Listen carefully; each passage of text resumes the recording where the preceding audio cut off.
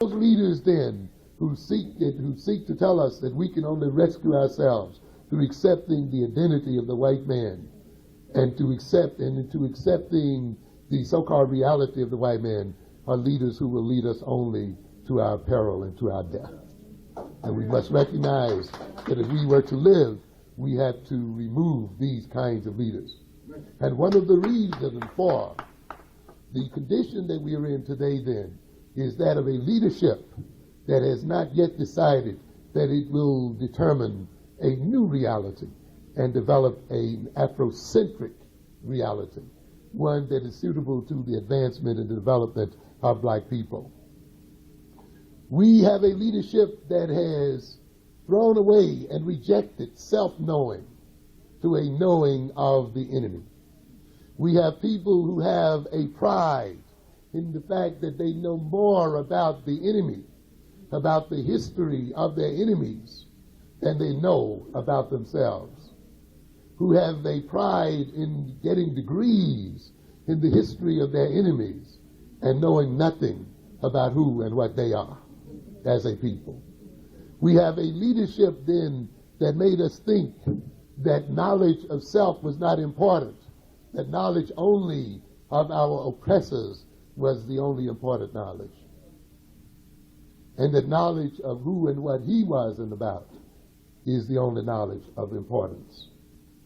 And therefore, the more knowledge and the more education these leaders gained in the Eurocentric sense, and the more knowledge and education they gained in terms of the knowledge of the oppressor, the more ignorant they became of themselves.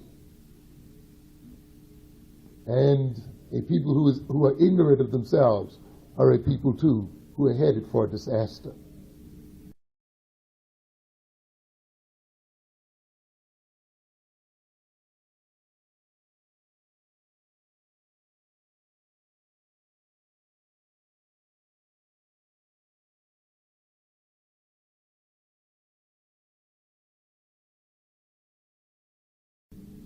We have a leadership that sought to get us to accept the status quo or the control of the world by the European.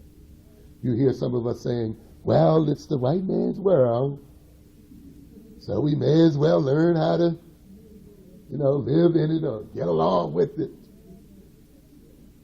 The assimilationist often accepts, consciously and unconsciously, the idea that the white man will continue to rule the world.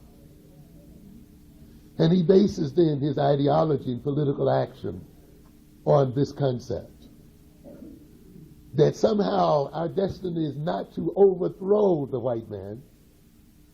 Our destiny is not to remove this pathological person. Our destiny is not to suppress and bring these sick people under control, but to heal them in some sort of way, to convert them, to become a part of them. Our destiny is not to see that the very system and the very ideology upon which these oppressors move is one of sickness and insanity, and therefore is in need of replacement by an Afrocentric ideology and a healthy ideology that comes out of our own self-knowing, but a leadership that wants us to accept this sickness as normality and to follow these pathological beings into self-destruction. And consequently, then, you will see the enemy's children, the enemy's personality as held up as normal, as representing the norm, and our behavior to the degree that it differs from that of our enemies as being seen as deviant and as abnormal, to the degree where we confuse equality and sameness, where we think in order to be equal or greater than our enemies, we have to be the same as our enemies, to the degree that we thought that differentness represents automatically inferiority, and therefore we become alarmed at anything that says we are somehow different from our enemy. We must recognize, ladies and gentlemen, that racism is a sickness that the exploitation and the wholesale rape and pillaging of the earth by the European represents a pathology and an illness. And therefore, our destiny is not one of trying to become a member of this gang of thieves, but to end this existence here on this earth, to inhibit its rapacious ways, and to bring this group of people to heel. And yet we've had a leadership that makes us think that our only crime has been that we've been left out on the booty of these thieves. And we get a leadership that cries about how we're only getting a certain percentage of their robbery and a certain percentage of their thievery. You must recognize, ladies and gentlemen, it's not about getting a piece of the stolen gains of these people, but it's to stop their thievery and rape of the world, period, as a whole.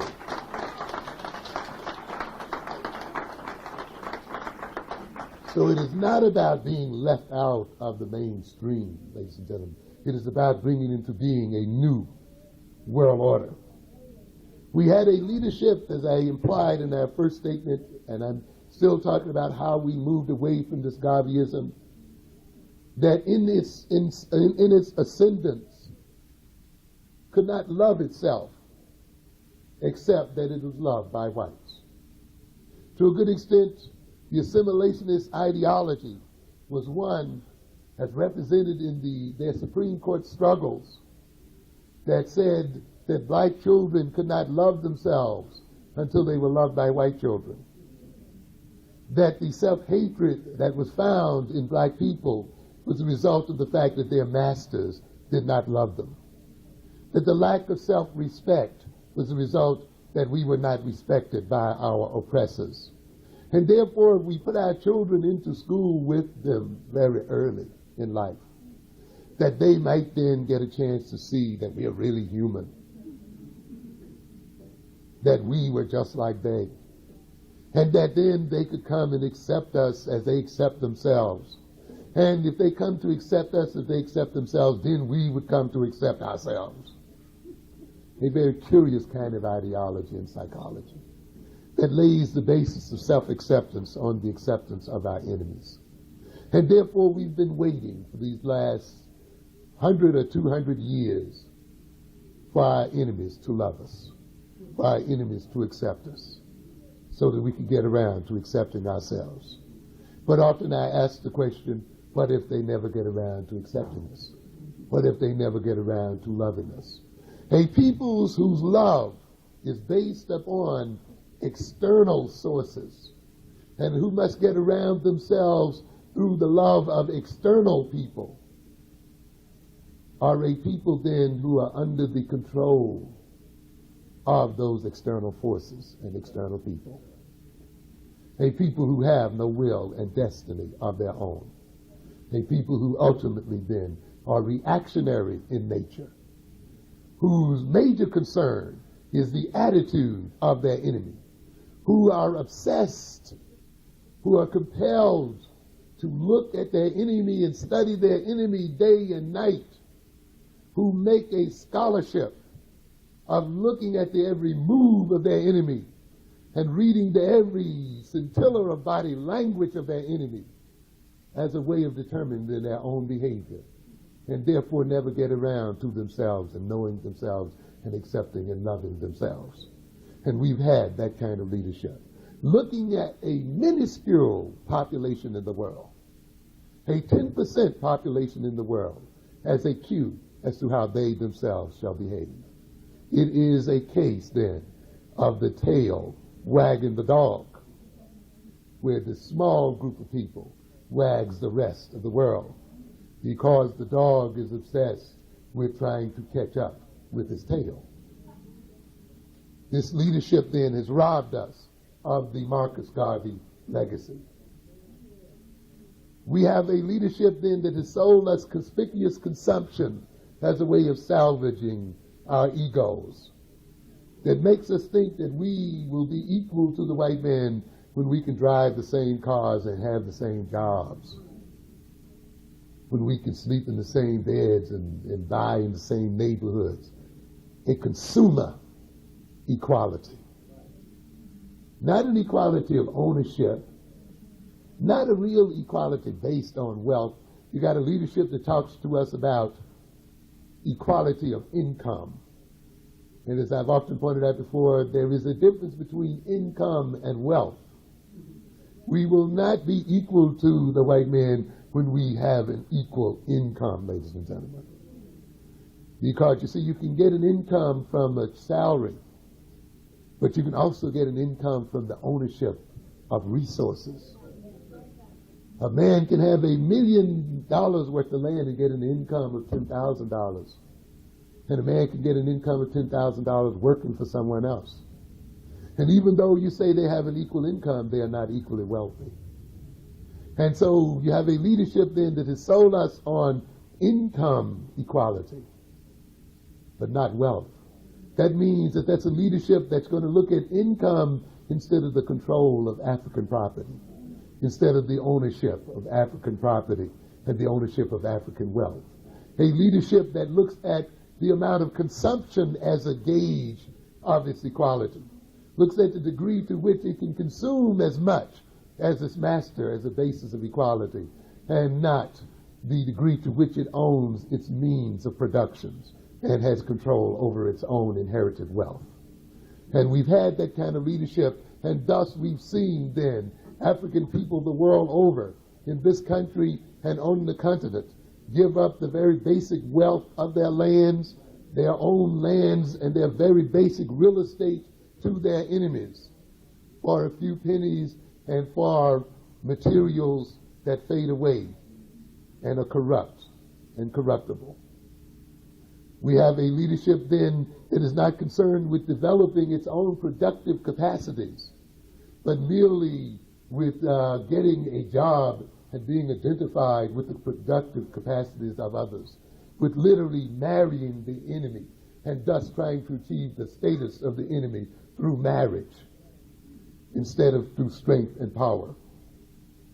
We have seen then this assimilationist leadership which came to the fore and has pushed back to a degree the nationalist leadership, reigned over then the decline of African peoples the world over. The decline in African education, the destruction of the African family, the retardation of African technology, the decline and retardation of African economics, the rampaging of our community by drugs, the colonial occupation of our community by foreign police forces and others who are not members of the African community. When we look then over the past 20, 30, and 40 years, we've seen an assimilationist leadership that has brought us to the terrible moral and economic, social, political, and educational impasse which we are complaining about today, that has made us now face the Howard Beaches and the other kinds of disasters that are occurring daily, that are making us see then racism rear its ugly head in a very direct way on the campuses of Columbia University, the campuses of Massachusetts, the University of Massachusetts at Amherst, Michigan, the so-called bastions of white liberalism. We must recognize, ladies and gentlemen, then, that we cannot put our faith in the goodwill of our enemies. We can only put our faith in our own strength and power. And a leadership then that depends upon converting the white man is a leadership that is placing us in a very perilous situation, and is a leadership that ultimately is placing us in a position to be destroyed.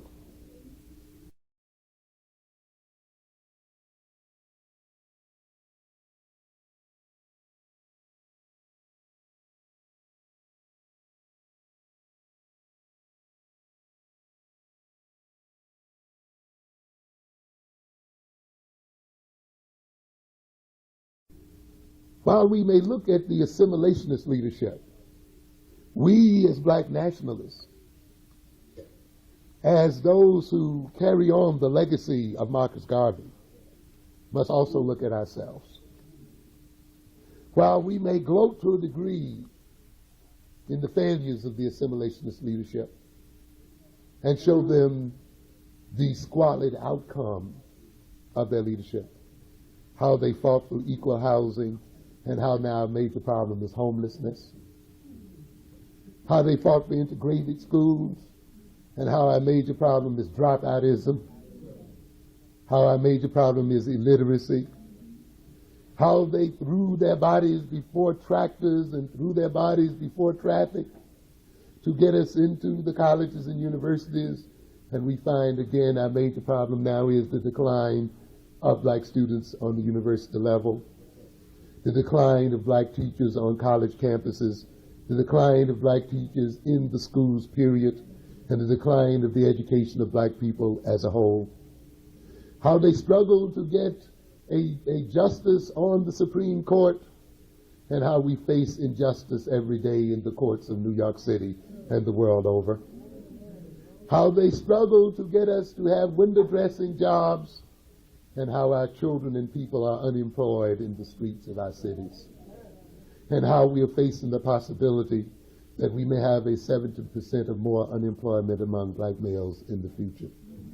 How then we recognize that their faith in the so-called law, a law which is only as good as the people who enforce it, how their faith in redeeming the white man from his pathological racism has shown that this faith is hopeless. We may gloat at that, but we almost also must accept our responsibility too in the decline to a degree of our ability to carry out the Marcus Garvey legacy. And how has that occurred? To a degree, with the rise of assimilationist leadership, I think we also had a simultaneous rise of pseudo-nationalistic leadership. A nationalist rhetoric without a nationalist substance. A people who talk good nationalism, but who do not behave and actualize what that nationalism means. We are now engaged in a struggle between true nationalism and counterfeit nationalism. It is time for us to remove then those counterfeit nationalists who are also, in a certain subtle sort of way, the partners of the assimilationists.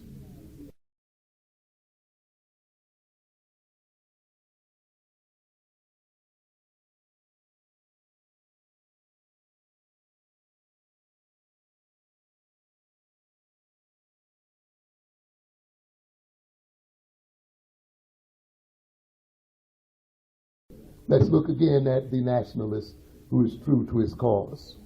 And let us test our nationalists by some of these criteria that I shall mention here. The true nationalist is not obsessed with the past to the exclusion of the present. We have some nationalists whose heads are on backwards, and they can only look into the distant past.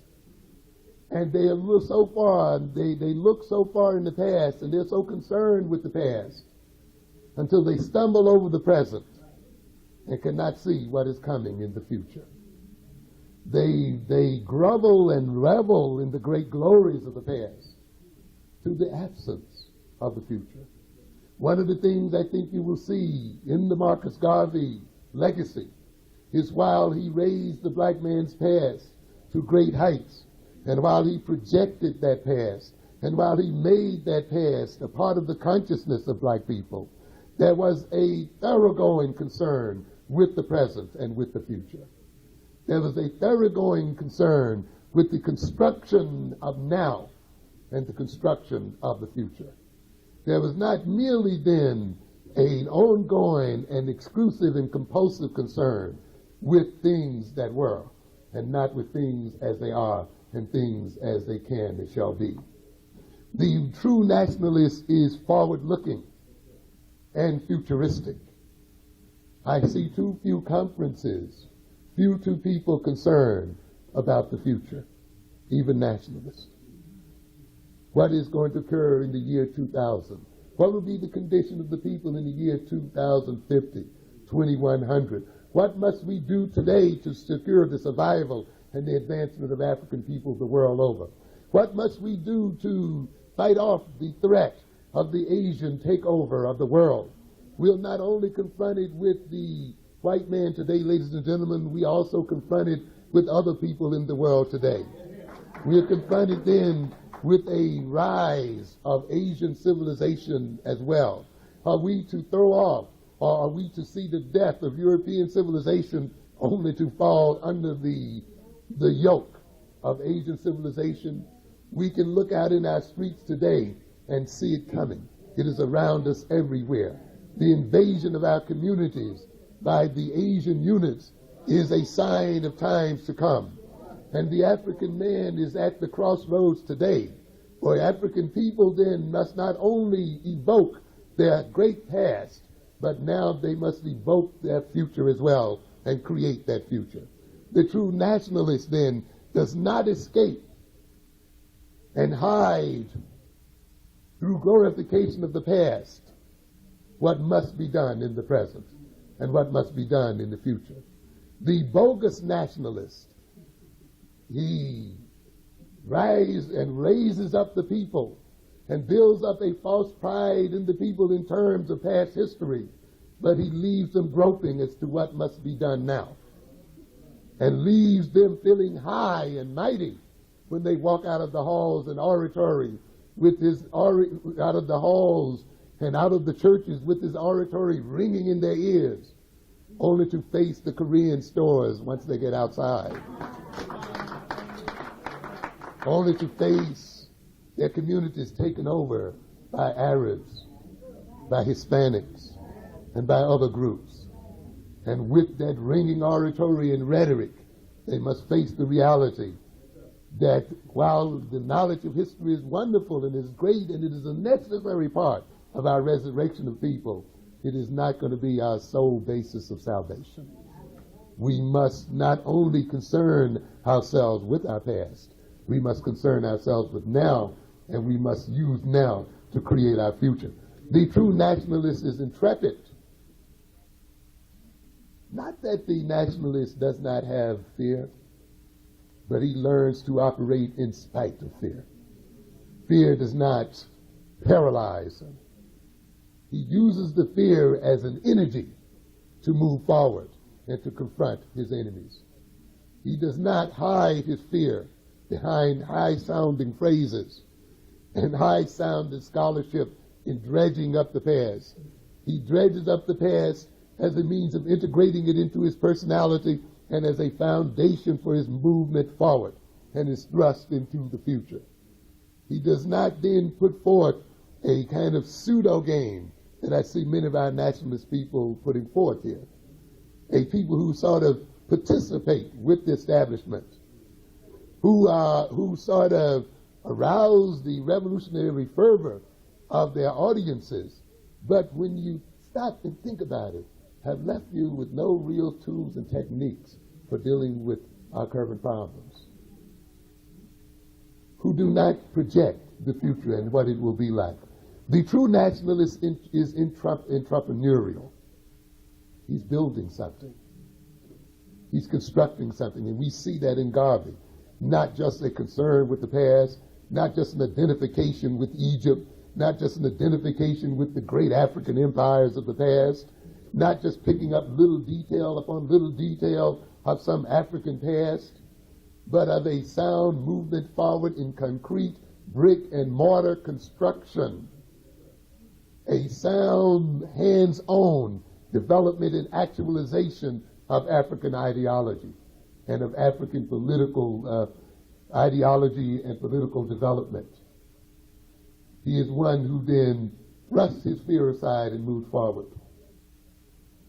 The true nationalist not only respects his ethnic heritage and the glories of his ancestors, but is equally, if not more, concerned with the inheritance that he's going to pass on to his children, with the legacy that he's going to give to his children. We have people who go, scrape their monies together, Give it to Pan Am. Give it to the Arabs. Jump out the plane, growl and scrape and kiss the earth. Just to salve their own wounded ego. But when you come and say, give that $1,500 to the feeding of your children, to the educating of your children, to the creation of jobs for your people, to the gaining of control over real estate, and gain of control over your wealth, somehow they're not able to make those sacrifices. They're willing to worship the pyramids of 2,000 and 3,000 and 4,000 years ago, but will not build pyramids in the present so that their children may see what they left behind as well.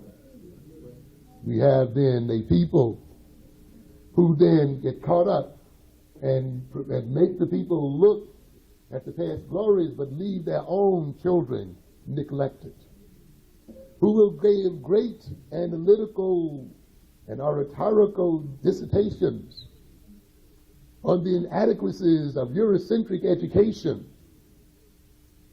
and yet will not contribute 1 penny of their monies and their times to the construction of their own schools, who year after year will spend millions and give it away to the others, but will not give it to their young. That is pseudo-nationalism, ladies and gentlemen. We see the true nationalist in the guise and in the person of Marcus Garvey, in the person of the Honorable Elijah Muhammad, who not only complains about the nature of the education of black children, but who does something about it, who builds the schools and builds the universities, who constructs and instructs as a part of his nationalist mission. As the Bible says, you can tell a tree by the fruit it bears. Look not only then at the words, at the scholarship, at the dredging up of the past, but look at the fruits of the labors of your leaders. See what real and concrete comes from their words. The true nationalist is not obsessed about the destruction of his civilizations, about the cruelty of his fate, and about the devilishness of his enemies. Certainly he analyzes those. He looks at it. Certainly he laments the destruction of black civilization and the falls of our empires and the falls of our kingdoms and our fall from grace to a degree. But he does not become traumatized by those falls and by those destructions. He does not become obsessed and compulsive about their analysis. He looks at them, he learns from them, he integrates them into his personality, into his ideology. He swears never again, and he moves forward.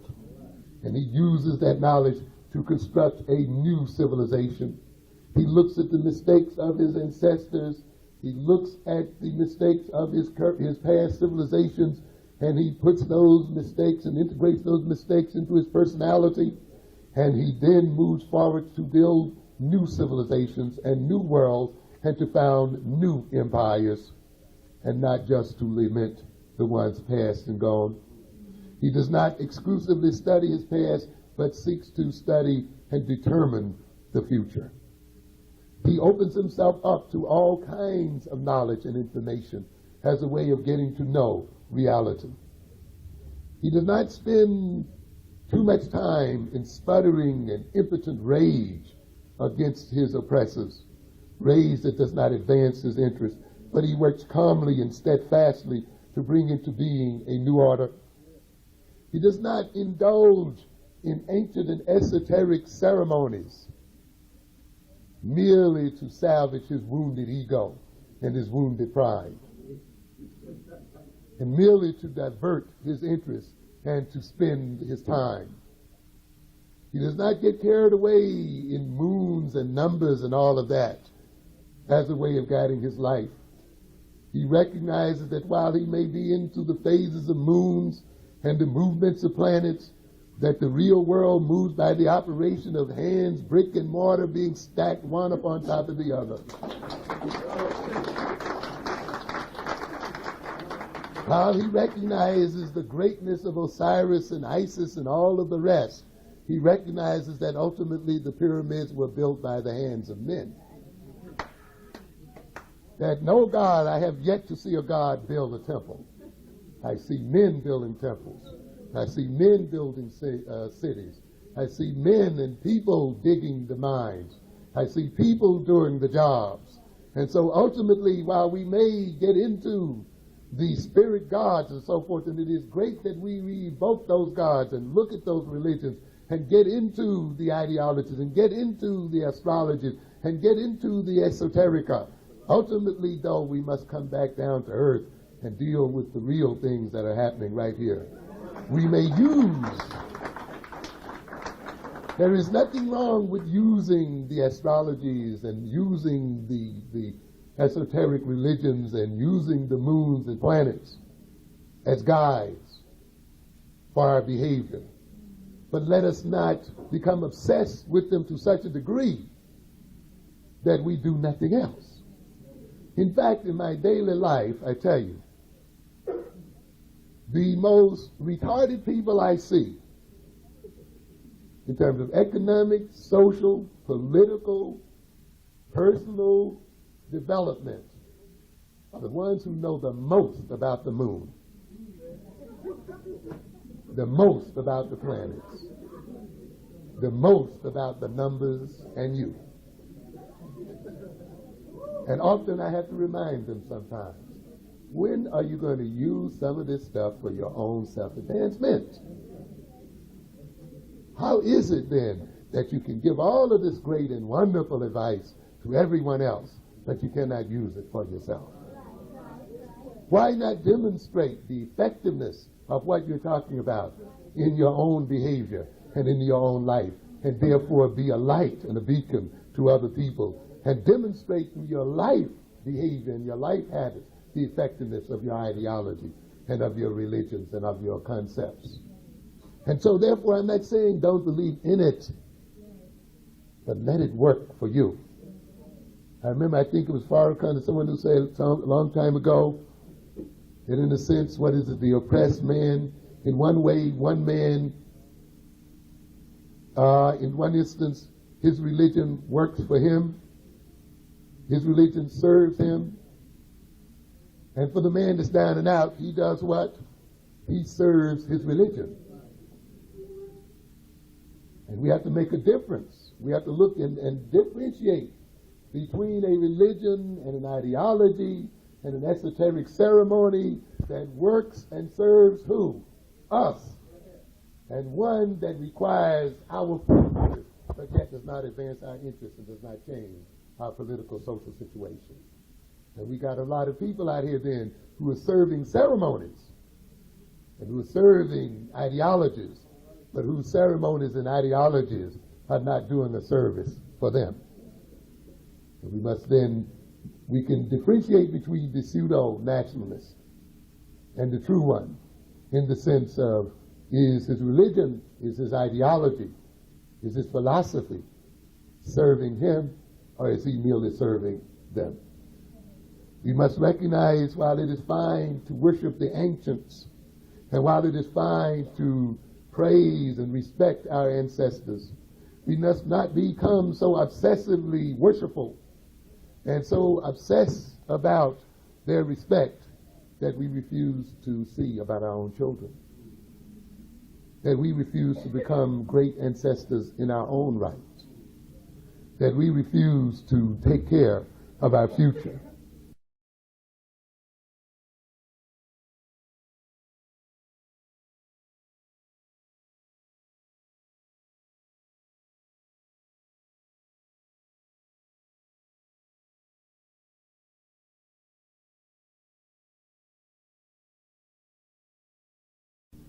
One of the things that you can look at, if you want to look at Asian civilization and look at the movement of the Asian today, if you study a bit of Asian culture, you will recognize that at the center of Asian culture is so-called ancestor worship. is great respect toward the ancestors. At the very center is a large and huge and long history built around tradition. But one of the things that puzzles Western man and puzzles the European as he looks at the Asian is how is it that the Asian, though he respects highly his ancestor, and though he engages in ancestor worship, and though he is exceedingly traditional, he is at the same time technologically his equal and technologically in advance of the European. And he shows then very clearly that one can still respect and love and worship the ancestors, and yet one can still be very much into the world of today, and one can still very much move in advance technologically and otherwise of his or her enemies. That the worship of ancestors, that the respect for ancestors, that the respect for tradition does not imply then that we cannot concern ourselves with the immediate and with the future. And the correct worship of ancestors and the correct praise of tradition is the foundation for an advancement in the future. The pseudo-nationalist engages his people in the obsessive worship of ancestors and the obsessive praise of ancestors to the destruction of his future concerns and of his children. The true nationalist not only educates the wounded egos of adults, but educates his young. We see many of our nationalist organizations concern themselves weekend after weekend with the education of grown people. And that's fine. That is a part of the education of the race and the advancement of the race. But we must recognize that we have to educate our young as well. And that the true survival of the race must couple the education of the parents with the education of the children. And nationalist organizations that concern themselves almost exclusively with the education of the adults and not the education of children, this is nationalism that is incomplete. That is why you see in Marcus Garvey, you see in Elijah Muhammad, an equal education of the adult and of the children, an education of the family as a whole, and an education of individuals as well. Because a true nationalist knows that he must educate, as the word nationalism implies, what? The nation and everyone in it. When you see a nationalist organization only educating its adults, you may get a clue that you have an organization that may not be so concerned with the educating of people, but a people who are dealing in a compensatory way with their hurt pride. People who are more concerned with salvaging their own ego pains than with really advancing the interests of their people. Because it is these people then who will spend tons of money upon the salvaging of their own ego and yet rob their children of a sound education and sound development. And therefore the true nationalist sees the education of all as his destiny. The true nationalist recognizes the unity of the relationship between education and building, politics, economics, and religion. He is not just a specialist, but you'll see in the organization of Marcus Garvey, the organization of Elijah Muhammad, not just an organization that is centered around some special concern, just concerned, let us say, with jobs, or just concerned with the legal aspects of black people, or just concerned with education of black people, but an organization that is concerned with all aspects of that have to do with the advancement of black people. As I've often said, in the organization of Marcus Garvey, Elijah Muhammad, you see the advancement of a culture, not just of a political ideology, but of a full culture that concerned itself with reconstruction of the family, with the education of his children, with the development of an economic system, with ultimately the development of a nation and the development of the people. And therefore the true nationalist then sees a unity and a relationship between things and recognizes then that all aspects that are important to the advancement of our people must be developed and spoken to and related one to the other. And that there's a unity between then economic development, social development, and psychological development. You just cannot psychologically transform a people through lectures alone, through the teaching of history alone. Those people must be concretely engaged in the gaining of their own freedom, in the construction of their own independence, in the building of their own fate. In fact, the best psychotherapy of all is the psychotherapy of constructing one's own civilization and in constructing one's own nation.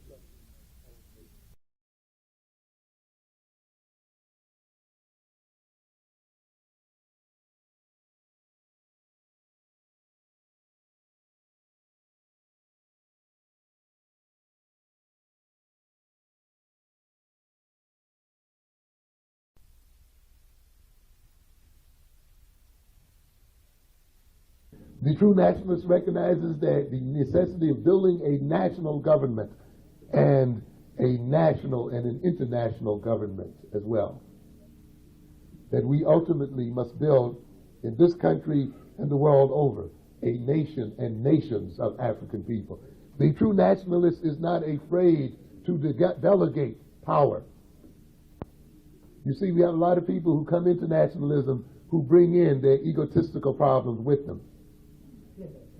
And we have a lot of people who think because the person spouts a nationalist ideology that they've overcome selfishness and greed and self-centeredness and pettiness and overcome ignorance and overcome fear. Not hardly, ladies and gentlemen. Not likely. Because those things still must grow and develop. I often warn people, do not fall for people merely because they project a nationalist ideology. You must look into their soul. You must look at their character and see what the character really has in it. Because it is that that determines your relationship with them and not just the statements of their ideology. Ultimately, if we are to control our destiny, as Marcus Garvey indicated, we must then control ourselves and we must then become self-governing. And a nationalism that is not talking about self-government, that is not talking about nation building, that is not constructing a national network, that is not constructing a national economic system, social and political system, is a false nationalism, ladies and gentlemen. And therefore we've had a leadership often that while it has inspired us with this knowledge of history and knowledge of the past, and inspired us with this daring to curse the white man out, has left us bereft of a nation and bereft of a government and bereft of a structure. The means and the only means by which ultimately we can defend ourselves against our enemies and determine our destiny. Be not then deceived by words. We must then look at deed. It not only motivates, the true nationalist not only motivates through language and through rhetoric and through oratory, but trains. You cannot train the people with a 2-hour lecture on Saturdays, ladies and gentlemen. You cannot train people with once a month, once a week meetings. You know, I often get people talk about, they ask me, why do we do this? Why can't we just do so and so and so? You know, and they throw their hands up in exasperation. Why do we behave in this way or that way? Can't we see? You know, you get this kind of thing here that goes on. Then you get the question, what must we do in order to do so and so and so and so? And of course, often that question is asked with the expectation that some kind of magical formula is going to be handed out. You know, just say abracadabra and things will change, you know. Make a few passes across your heart and, you know, do that and this. It's going to change. It's not that way. You do what every other people have done. What do you think these schools are for out here, ladies and gentlemen? What do you think the colleges are here for? What do you think the various institutes are here for? They're here to train people to behave the way they are expected to behave You don't leave it to happenstance and circumstance for your people to behave the way they should behave. You train them to behave the way they should behave. That is why you build schools. The European, the Japanese do not ask why don't their children behave this way. They train them to behave this way. They inculcate them, and they send them to school when? Once a week, 2 hours on Saturday? Every day, throughout the summer, every evening. That's what school is about. They spend more time with their teachers and with their trainers often than with their parents. This is what you do. If you want your people to behave correctly economically, then you have to educate them economically. If you want them to behave in a family sort of way correctly, then they have to be educated to be familiar. If you want them to behave correctly in terms of self-respect toward one another, then they have to be trained to behave with respect toward one another. This is not something that comes up by accident. And institutions have to be developed and built so that this training can take place. And the greater part of their time and the time and effort of our children should be dedicated to being trained to acquire the behavior that we need to advance our interests. But you're not going to get that behavior if you depend upon that behavior being trained into your children by your enemies, by people who need their ill behavior and maladjusted behavior to maintain their power position in life.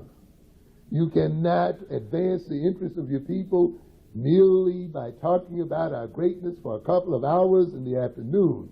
You're going to have to teach it day in and day out and place your students and your people in a position so that they may learn how to behave and how to resolve their problems. The intelligence is something, though it is given, has to be shaped. The true nationalist leader sees to the welfare of his people. One of the things when you study the history of the Japanese and Chinese and other groups in this country, you study the history of the people who, particularly the Japanese and Chinese, saw to it that the welfare of their people were not in the hands of other people. And when you read in the past when the Chinese and the Japanese were suffering greatly from economic oppression, how they still did not let their people go on welfare through the general system. They built their own welfare programs and their own internal caring programs because they recognized that when people must beggar their enemy and when they must be supported by their enemies, then they're going to be directed by their enemies and their destiny is going to be determined by their enemies. And so consequently, if you have a nationalist leader that is not moving and designing such that the people can care for themselves and their own interests, then you're dealing with a pseudo-nationalist, not a true nationalist. And you see then in Marcus Garvey again, a man who is building with his organization a means by which the welfare of African people could be the basis and the concern and be founded upon the work and activity of African people, not upon other people who have stolen our wealth in the first place, and now we have to beg them for a little bit of it in the second. The true African leader then rewards his people, and the approval of his people is the greatest approval he can gain.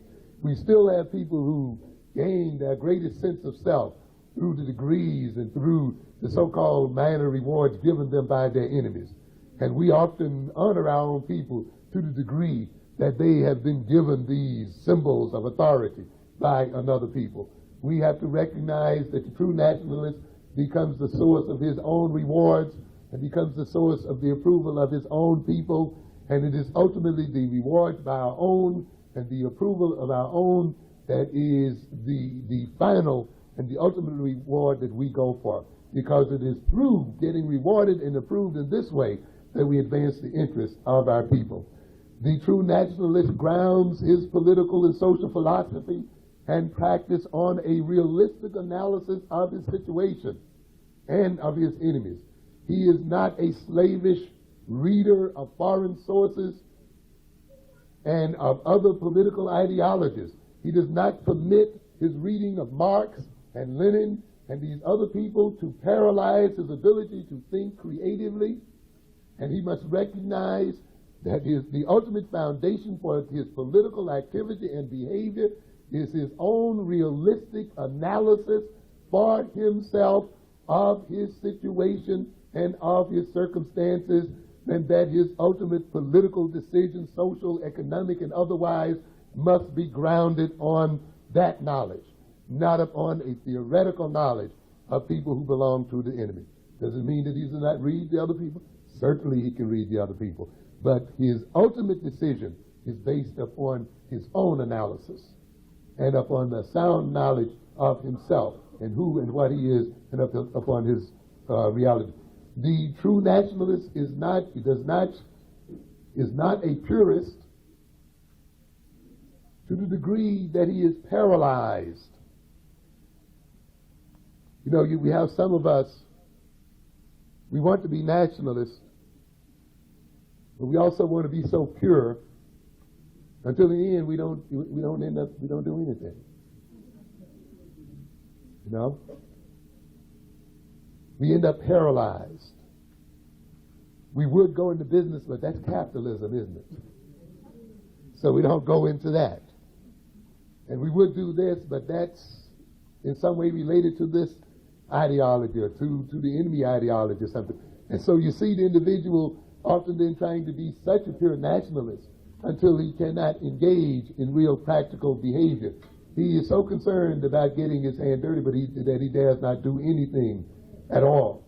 We can see the nationalist who is so hung up in his traumas, the traumas of nationalism, the traumas of capitalism, until he dare not engage in any economic development. He sees himself as been victimized by capitalistic greed, certainly by the European, until he becomes afraid of money. He sees himself used and exploited for economic ends until he does not determine exactly where money and wealth fits within his social ideological systems.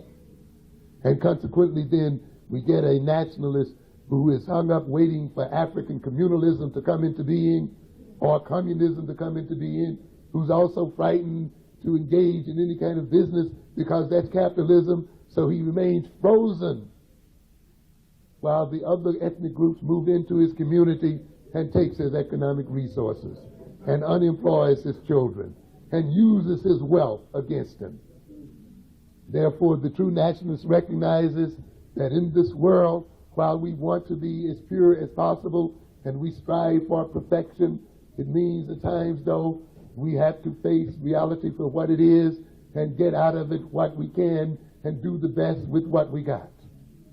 And not let ourselves be caught up then with a Puritanism that does nothing but set us up for destruction. The true nationalist then is not caught up in indecisiveness and is not caught up in some pie-in-the-sky dream about classless societies, but gets engaged in the true work of building and construction. The true nationalist is not afraid also to overthrow tradition when tradition is unproductive. He's not one who just gives obeisance to African tradition out of some blind ignorance. And he's not one who says, even though I revered the African past and I revered the African tradition, but that tradition can be built upon. I and my generation have something to add to that tradition. I have a right then to use the legacy of that tradition to confront the realities of my current time, to modify that tradition to see to my survival and the survival of my people. And therefore the true nationalist does not just manipulate and threaten with tradition, but uses tradition creatively and uses it knowing that as long as that tradition is used for the advancement of black people, then it is Afrocentric tradition. The true nationalist is not afraid then to engage in productive behavior. Where one sees then nationalism, one sees construction, actual growth and development. One sees building, one sees institutional development, one sees trade and development and commerce. One sees restructuring of values, restructuring of priorities. One sees the rebuilding of relationships one sees the reallocation of resources. And when we then, as nationalist people, say that we are carrying out the legacy of Marcus Garvey, then let us show that legacy in concrete development, institution building, and nation building. Thank you very much.